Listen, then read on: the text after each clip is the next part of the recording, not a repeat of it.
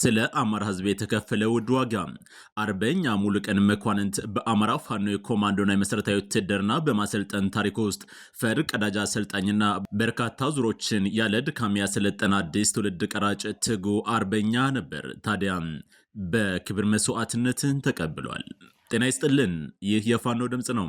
ወደ ዓለም አቀፍ ፋኖ ሚዲያ ቤተሰቦች አድማጭ ተመልካቾቻችን አብራችሁን ከቆያችሁ በአበይትነት የምንመለከታቸውን መረጃዎች እነግራችኋለን።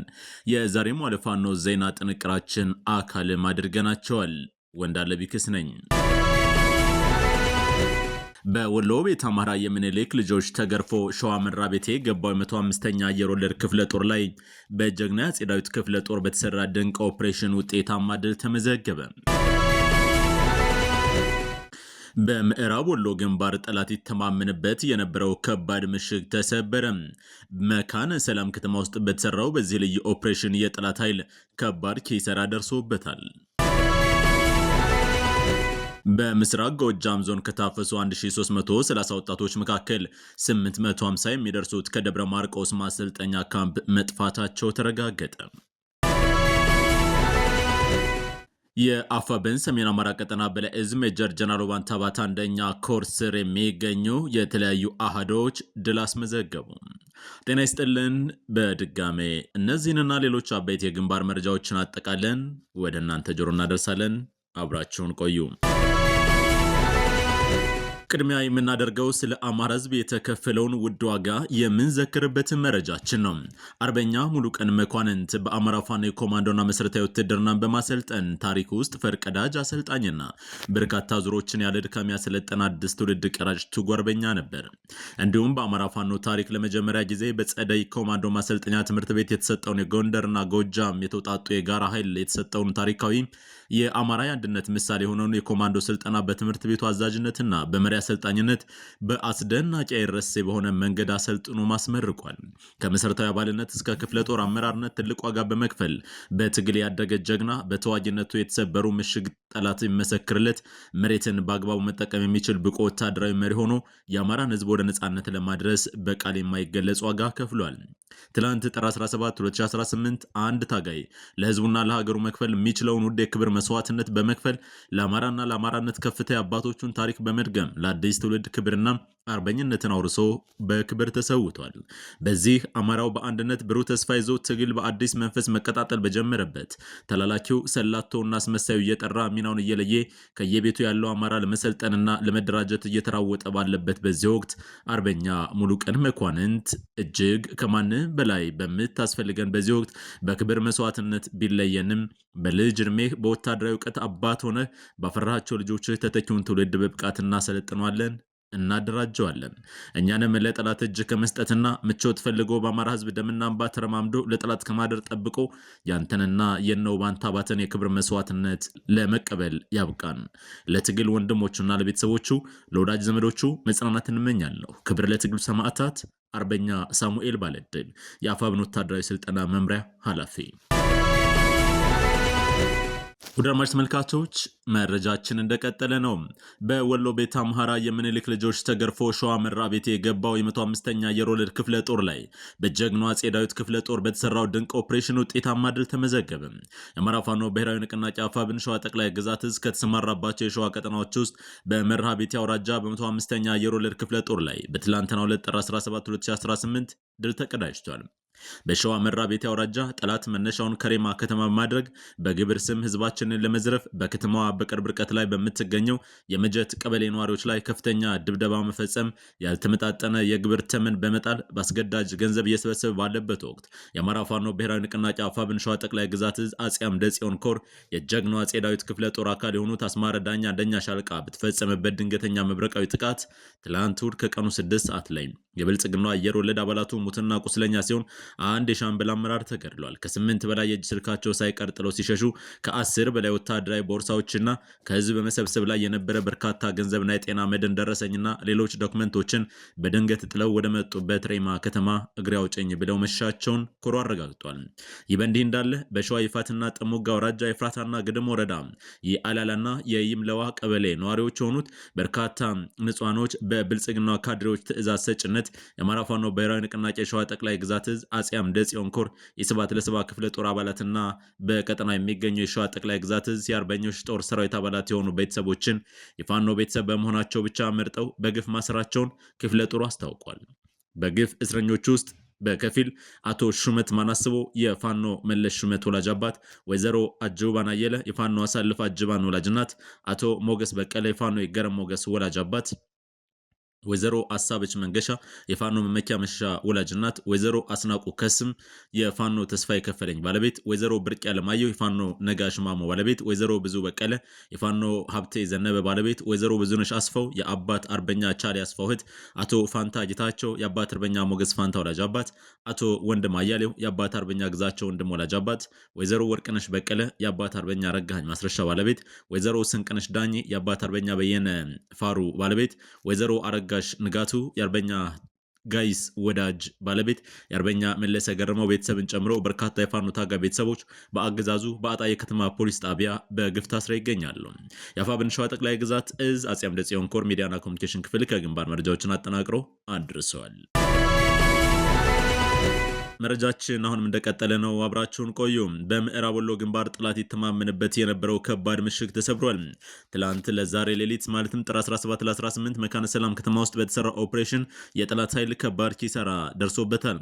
ከአፋብኃ ምስራቅ አማራ ቀጠና ምኒልክ ዕዝ ንጉስ ሚካኤል አሊ ኮር ሁለት ክፍለ ጦሮች ማለትም ከኢንጂነር ደሳኛ አሰፋ ክፍለ ጦርና ከመብረቅ ክፍለ ጦር የተውጣጡ አህዶች መካነ ሰላም ከተማ ውስጥ የመሸገው ጠላት ይተማመንበት የነበረውን ከባድ ምሽግ ሌሊቱን ሰብረውታል። የጨለማ ውጊያ በመሆኑ የተነሳ በጠላት በኩል የደረሰውን ሰብአዊና ቁሳዊ ጉዳት ለማረጋገጥ ባይቻልም የጠላት አከርካሪው ተሰብሯል። የምዕራብ ወሎ መካነ ሰላም ከተማን አስከብራለሁ በሚል እሳቤ ጠላት በርካታ ኃይል ከተማይቱ ውስጥ ቢያሰፍርም ፋኖ እንቅልፍ ነስቶታል። በመካነ ሰላም ከተማ አስተዳደር ሶዬ ክፍለ ከተማ ውስጥ በተለምዶ ኔትወርኩ ተብሎ የሚጠራው ስፍራ ላይ መሽጎ የነበረው ጠላት ነው በእነ ሞታይ ፈሬ ሌሊቱን ተኩስ ተከፍቶበት ወታደራዊ ቁሳቁሱን ጭምር ጥሎ የፈረጠጠው። የሰሜን ምስራቅ 801ኛ ኮር አካል የሆኑ 43ኛ ክፍለ ጦር በኮሎኔል ዮሐንስ እየተመራ በርካታ ኃይሉን ወደ መካነ ሰላም ከተማ አስገብቶ ስለነበር ይህን የጠላት ግሳንግስ ሰራዊት የሚካኤል አሊ ልጆች በጥይት ሲያበራዩ ታድረዋል። በሌሊቱ ኦፕሬሽን ሰራዊታችን መካነ ሰላም ከተማ ውስጥ የገባ ሲሆን ለትግሉ አስፈላጊ የሆኑ ወታደራዊ ቁሳቁሶችና ሌሎች ግብአቶችን ከጠላት ጊዜያዊ ካምፕ ማውጣት ችሏል ብሏል የመረጃ ምንጫችን።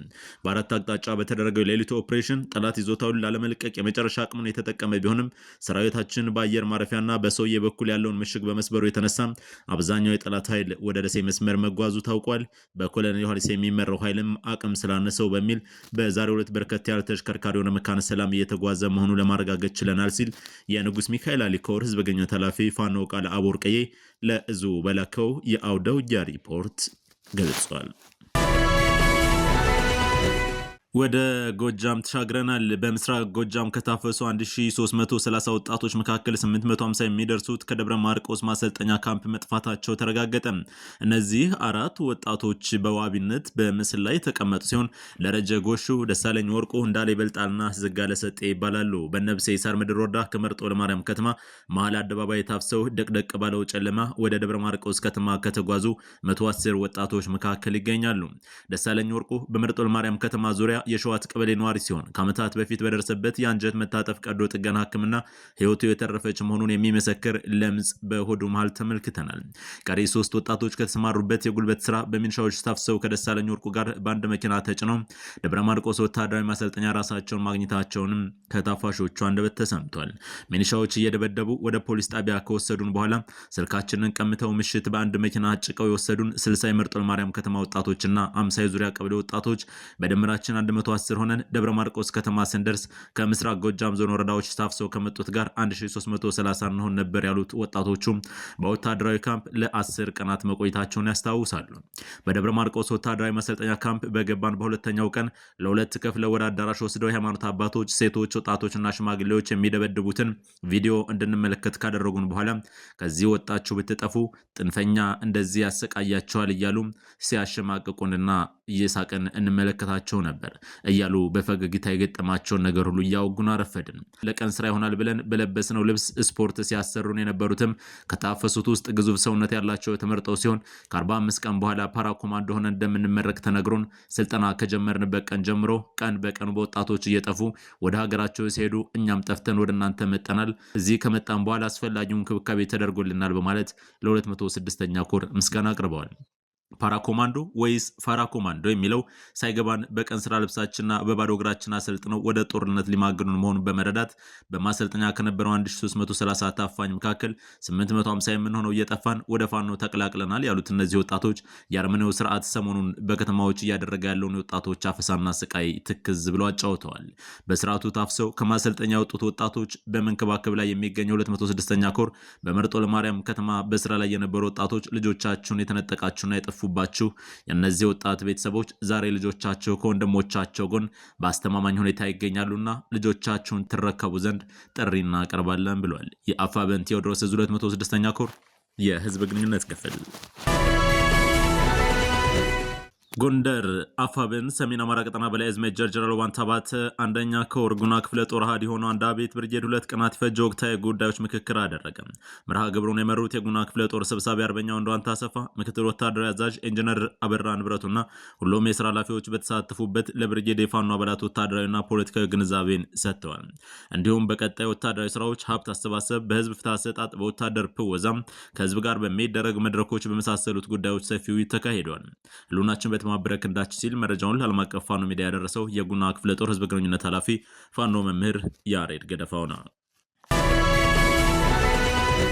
ወዳማሽ ተመልካቾቻችን የአማራ ፋኖ በአንድ ድርጅት መታቀፉን ተከትሎና ጥር 9 ቀን የአማራ ፋኖ ብሔራዊ ንቅናቄ መመስረቱን ተከትሎ በርካታ አደረጃጀቶች በተለይ ደግሞ በዲያስፖራ በኩል የሚገኘው ማህበራት የደስታ መልእክት እያሰራጩ ነው የሚገኙት።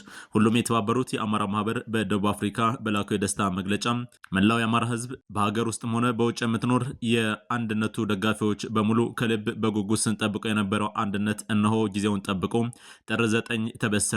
ታላቅ ደስታም ሆነ በግንባር ቀዳሚነት ደማቸውን ላፈሰሱ ህይወታቸውን ለገበሩ በሰማዕታቶች ቤተሰቦቻችን ቤት ንብረታቸውን ወዳጅ ዘመዶቻቸውን ትተው በየቀኑ የመከራ ዶፍ ለሚዘንብበት ለአማራ ህዝብ ዋጋ እየከፈሉ ለሚገኙ የአማራ የቁርጥ ቀን ልጆች በሙሉ እንኳን ደስ አላችሁ ደስ አለን ብለዋል። ሁሉም የተባበሩት አማራ ማህበር በደቡብ አፍሪካ ደማችሁ ፍሬ ያፈራ። ስለዚህ በጉጉትና በናፍቆት ሲጠበቅ ለነበረው ወሳኝ አንድነት በሀሳብ በእውቀት በጉልበት ወዘተ በመሳሰሉት ነገሮች ሁሉ ሌት ተቀን የሰራችሁ ውድ አማራ ልጆች እንዲሁም አገር ወዳድ መለያ አንድነቱ ደጋፊዎች በሙሉ ሀገራችን ከገባችበት ታሪኳ እንድትወጣ አስተዋጽኦ ለምታደርጉ ወደፊትም አንድነታችን ለተጠናከረና ለበለጠ ውጤት ምዕራፍ ላይ እንዲደርስ ለምትሰሩ ሁሉ በድጋሜ ይህ የደስታ መግለጫ በማህበራችንና በመላ የአማራ ፋኖ አንድነት ደጋፊዎች ስም እንኳን ደስ ያላችሁ መልእክታችንን እናስተላልፋለን።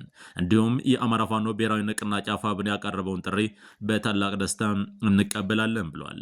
ሁሉም የተባበሩት አማራ ማህበር በደቡብ አፍሪካ በሊቀመንበሩ መሪጌታ ይታገሱ ደርቤ በኩል ባወጣው መግለጫ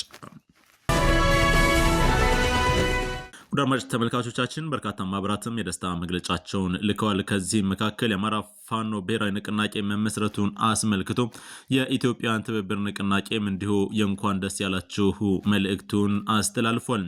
በፋኖ የተመሰረተው ውህድ የአማራ ፋኖ ብሔራዊ ንቅናቄ በንቅናቄያችንና በመላው ትግሉን በሚደግፍ ህዝብ ላይ የነበረውን ስጋት ያስወገደና በጎብኝታችንን እውን ያደረገ ተስፋችንን ያለመለመ በመሆኑ ታላቅ ደስታ ይሰማናል ያለው ንቅናቄው ይህ ውህደት ትግሉን በሁሉም አቅጣጫ ወታደራዊ፣ ፖለቲካዊ፣ ኢኮኖሚያዊ፣ ዲፕሎማሲያዊ እድገቱን ወደ አንድ ምርታ ያደረገ መሆኑን እናምናለን። ለሌላው የኢትዮጵያ ህዝብም ተስፋ እንደሆነና በውስጥም በውጭ የሚገኙ ደጋፊ ኃይሎችም ትግላቸውን እንዲያስተባብሩና እንዲያጠናክሩ መንገድ ከፍቷል ብለን እናምናለን ብሏል።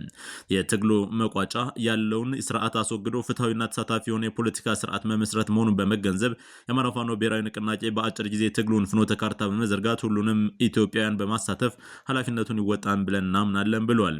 የኢትዮጵያን ትብብር ንቅናቄ ድል ለተጨቆኑ የኢትዮጵያ ማህበረሰቦች ሁሉ ድል ለአማራ ህዝባዊ ፍትሐዊ ትግል ሲልም የደስታ መግለጫውን ይዞ ወጥቷል። ወደ አድማጭ ተመልካቾች በመላው ዓለም ሆናችሁ ስታደምጡ የነበረው የዓለም አቀፍ ፋኖ ሚዲያ የዕለታዊ ፋኖ ዜና ጥንቅር መረጃችን ነው። እኔ ደግሞ እንዳለ ቢክስ ነኝ። መረጃችን በዚሁ ተጠናቋል። ወደፊትም መረጃዎቻችን እንዲደርሷችሁ ላይክ፣ ሼር እና ሰብስክራይብ በማድረግ ይወዳጁን። ከኔ ጋር ዳግም በነገ መረጃ ሰዓታችን እንገናኛለን። እስከዚያው ድረስ ግን በያላችሁበት ቸር እንዲገጥማችሁ በመመኘት ከወዲሁ ሰናበታለሁ።